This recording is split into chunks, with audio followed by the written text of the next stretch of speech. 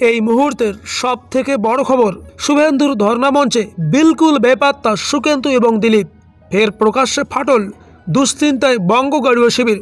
2024-এর লোকসভা নির্বাচনে বিজেপির ভরাডুবির পর থেকেই অভ্যন্তরীণ কোন্দল নিয়ে ফের মাথা চাড়া দিয়েছে পদ্ম পরিবারের অন্তরে।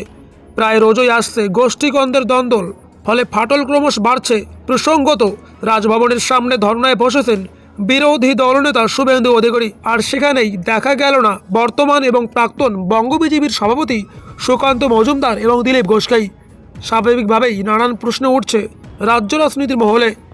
উল্লেখ্য, এর আগে বহুবার বঙ্গ বিজেপিকে কটাক্ষে বিঁধেছিলেন দিলীপ ঘোষ।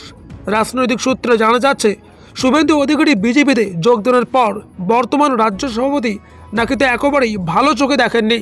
এই নিয়ে বহুবার দলের মধ্যেই মতানৈক্য জড়িয়েছেন শুভেন্দু এবং সুকান্তর লোকেরা, যা স্বভাবতই দুশ্চিন্তায় ফেলেছে গেরুয়া নেতৃত্বকে। দাবি করা হচ্ছে, এবার 2026-এর বিধানসভা নির্বাচনের মধ্যেই বিজেপি থেকে একে একে তৃণমূলগামী সমস্ত নেতাকেই কাটছাট করে ফেলে দিতে চলেছে গেরুয়া শিবির, আর এর মধ্যে তালিকায় রয়েছে শুভেন্দু অধিকারী। তো দর্শক, অবশ্যই আপনার মতামত জানিয়ে দেবেন যে শুভেন্দু অধিকারী যদি বিজেপি ছেড়ে তাহলে তৃণমূলে কি মুখ্যমন্ত্রী মমতা বন্দ্যোপাধ্যায় যোগদান করবেন? অবশ্যই আপনার কমেন্ট করতে বলবেন না। ধন্যবাদ।